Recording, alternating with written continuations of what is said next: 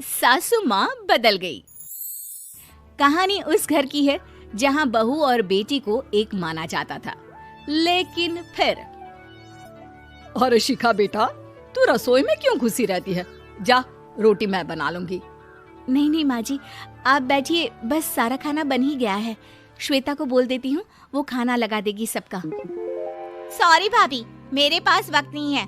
माँ, मुझे पैसे देना, पार्लर जाना है। हाँ हाँ चली जाना, भाभी को भी ले जाना। वो भी जाने को बोल रही थी पार्लर, पर पहले ना मदद कर दे उसके खाना लगाने में। देख माँ, वो बहू है, उसे बहू रहने देना, इतना सर पर मत चढ़ा भाभी को। श्वेता, ज्यादा मत बोला कर। बहू और बेटी में कोई फर्क नहीं होता है। जा जाकर काम कर। ननद को माँ का भाभी से इस तरह प्यार करना बिल्कुल अच्छा नहीं लगता। वो बार बार किसी न किसी तरह माँ को भाभी के खिलाफ भड़काती रहती, लेकिन कोई फायदा ना होता। एक रोज, अरे बेटे किशन, जा बहू को कहीं घुमा कर ला, सारा दिन घर में काम करती रहती है। हाँ हाँ माँ, हम लोग जा रहे हैं ना गोवा। अच्छा जी, भाभी ने तो हमें बताया भी नहीं। वैसे तो सारी पंचायत करती है, ये गोवा वाली बात क्यों छुपा गई हमसे? अरे क्योंकि उसे खुद नहीं पता था बहन। मुझे टिकट सस्ती मिल रही थी तो मैंने बुक कर दिया। हाँ शिखा, पैकिंग कर ले, संडे हम जा रहे हैं गोवा। दोपहर में शिखा पैकिंग कर रही थी कि सास आ जाती है। ये क्या बहू, साड़ियाँ? अरे गोवा जा रही है घूमने या फिर शादी में मायके हैं? माँ जी, ऐसा कुछ है ही नहीं, समझ में नहीं आ रहा क्या रखूं कपड़े में। अरे तेरी और श्वेता की साइज तो एक ही है, उसके कुछ मॉडर्न कपड़े ले ले, आकर लौटा देना। हाँ माँ जी, ये ठीक रहेगा। शिखा श्वेता के पास जाती है और उससे कपड़े मांगती है। ना जी ना, मैं अपने कपड़े ना दूं, वैसे भी फैल जाएंगे मेरे कपड़े, बहुत महंगे वाले हैं। शिखा मुंह लटकाकर कमरे में आ जाती है तो सास कहती है, चल तैयार हो जा, तुझे मैं शॉपिंग करा कर लाती हूँ गोवा की। बस फिर क्या था, सास बहू निकल जाते हैं मार्केट और एक से बढ़कर एक ड्रेस खरीद कर घर आते हैं। पहले बता देती कि नए कपड़े दिलाने वाली है भाभी को, तो मैं अपने ही दे देती ना भाभी को, मुझे दिला देती नए कपड़े। देख श्वेता, परिवार का मतलब सबके साथ रहना होता है, ना कि सिर्फ अपना सोचना। वैसे भी तुझे अच्छे संस्कार सीखने चाहिए। और रही बात कपड़ों की, तो शिखा, आज से घर पर भी तू मॉडर्न कपड़े ही पहनेगी। कोई जरूरत नहीं है ये साड़ी वाड़ी लपेटने की। अब क्या था, घर पर श्वेता और शिखा एक जैसे रहते। एक बार पड़ोसन आती है। अरे बेटा, अपनी माँ को तो बुलाना जरा, बात करनी है। शिखा सास को बताती है और रसोई में चली जाती है।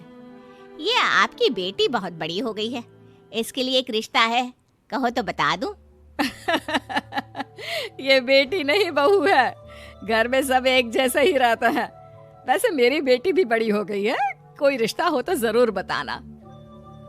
पड़ोसन रिश्ता लेकर उन लोगों के घर आती है।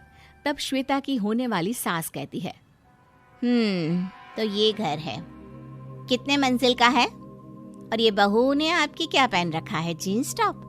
अरे भाई, साड़ी वाड़ी नहीं है क्या इसके पास? देखिए, सर्दी है तो साड़ी में बहू कैसे मैनेज करती, वैसे पहनती है साड़ी भी। देखिए, हम लोग ठहरे पैसे वाले लोग, कोई कमी नहीं है हम लोगों के पास पैसों की, बहुत पैसे हैं, जमीन, नौकर चाकर, कार, सब कुछ है, लेकिन घर में संस्कारी बहू चाहिए। समझ रही हैं ना आप? सास कुछ कहती कि श्वेता बोल पड़ती है, हाय रे, नौकर चाकर से लेकर जमीन, कार, पैसा, हाँ हाँ, मुझे रिश्ता मंजूर है, मंजूर है मुझे। अरे रुक जा श्वेता, मैं बात कर रही हूँ ना। देखिए, हम लोगों के घर इतनी आजादी नहीं मिलेगी। अरे हाँ कर देना माँ, हाँ कर दे जल्दी से। सास क्या करती, बेटी की शादी ऐसे घर में कर देती है जहाँ ना उनके विचार मिलते हैं और ना ही आचार। शादी के बाद एक रोज फोन पर, श्वेता बेटा, एक बार घर आ जा, बहुत दिल करता है तुझे देखने का। माँ, वो घर पर बहुत काम होता है, कैसे आऊँ? बड़ा घर है, लेकिन आने जाने वालों की लाइन ही लगी रहती है। बेटा मैं तो जानती थी उस घर का हाल, लेकिन तू ही नहीं मान रही थी। माँ देख, हर घर का यही हाल है। तेरी बेटी को यहाँ घूंघट हटाने की परमिशन नहीं है और एक तरफ भाभी स्कर्ट पहनकर घूम रही है। बेटा मुझे क्या पता था कि मेरी बेटी को ससुराल के नाम पर पिंजरा मिल जाएगा। अच्छा माँ, फोन रखती हूँ, सास को गर्मा गर्म रोटी खिलानी है। तुम लोगों की तरह नहीं कि एक रोटी बनाओ, एक सब्जी बनाओ, फिर सारा दिन फ्री होकर घूमो। सास फोन तो रख देती है, लेकिन सोच में पड़ जाती है कि एक तरफ बेटी जिसे कोई आजादी नहीं, वहीं दूसरी तरफ बहू जिसे देखकर लगता ही नहीं कि उसकी शादी भी हुई है। अगले रोज। शिखा, अरे ओ शिखा। हाँ माँ, क्या हुआ? कुछ चाहिए आपको? मैं जिम जा रही थी। जिम के कपड़ों में बहू को देखकर सास को घूंघट में अपनी बेटी का ख्याल आता है। देख बहू, घर में बहू की तरह रहा कर। इतने टाइट कपड़े पहनकर जिम जाना पसंद नहीं मुझे। जा जाकर रोटी बना। रोटी? माँ अभी तो शाम के 6 बजे हैं, इस वक्त रोटी? अब क्या मेरे खाने पीने पर भी पहरा है? अरे जब मर्जी तब मैं अपने घर में खा भी नहीं सकती क्या? बहू को अजीब लगता है। वो समझ नहीं पाती कि जो सास कल तक इतनी सपोर्टिव थी, उन्हें अचानक से क्या हो गया। वो किचन में जाती है, गरम रोटी के साथ 2 तरह की सब्जी, रायता, सलाद सब लेकर सास के पास आती है। माँ जी, खाना। इतना सारा खाना? राक्षस समझा है क्या मुझे?